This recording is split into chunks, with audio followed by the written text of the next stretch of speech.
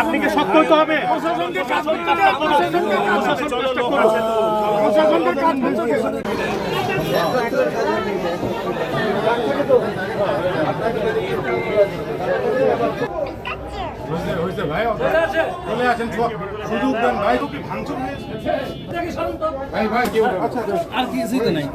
এটা পরিকল্পিত, তাকে ধ্বংস করা হয়েছে, পরিকল্পিতভাবে তাকে কষ্ট দেওয়া হচ্ছে এবং এর যে কোনো দায়ভার এই বিল্ডিং সংশ্লিষ্ট নিতে হবে। এই বিল্ডিং থেকে তাকে ক্ষতিপূরণ দিতে হবে। এটা আমি না, এই সমস্ত জায়গার সবার এটা দাবি। দয়া করে আপনারা একটু, এই প্রশাসন আছেন, আমাদের দেশের গোয়েন্দা বিভাগ আছে, সবাই আছেন, একজন নিরীহ মানুষকে বাঁচানোর জন্য, তার পরিবারকে বাঁচানোর জন্য সবাই সর্বোচ্চ চেষ্টা করবেন। এইটুকুটা এই যে দেখছেন বিলাপ করছে, এর কথা বলার মতন কোনো শক্তি নাই। গত প্রায় 2 ঘন্টা ধরে তাকে 5 মিনিটের জন্য শান্ত হতে করতে পারিনি আমি। কয়েকবার পানি খাইয়েছি কিন্তু একবারও শান্ত হয়নি সে।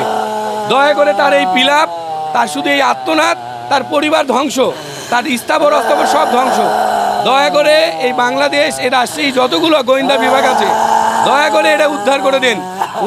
অনুরোধ করছি, বাঁচান, এই ছেলেটাকে বাঁচান। না, এটা বিভিন্ন জেলায় ডাকাতি হয়েছে, তার কোনো সুরা পায়নি আজ পর্যন্ত। এটা যদি সুরা না পাই, আমরা অনির্দিষ্টকালের জন্য দোকান বন্ধ রাখবো। আরেকটা কথা, আমাদের বাজু স্যার কেন্দ্র অফিসে জানিয়েছি, ওনারা ব্যবস্থা নিচ্ছে একটা, যা আমাদের এই দোকান বন্ধ থাকবে এখন বিচার না হওয়া পর্যন্ত। কারণ যে ক্ষতি হয়েছে আর দাঁড়ানোর মতো শক্তি তার নাই। আজ আমার, কালকে আমারও হতে পারে, অবশ্যই। যার জন্য এটা একটা ব্যবস্থা না করে আমরা ছাড়বো না।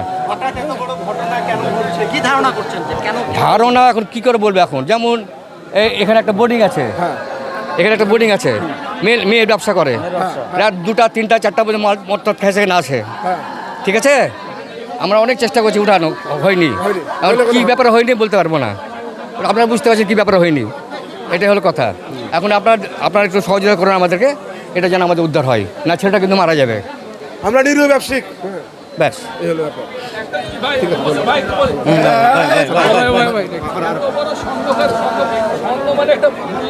হ্যাঁ,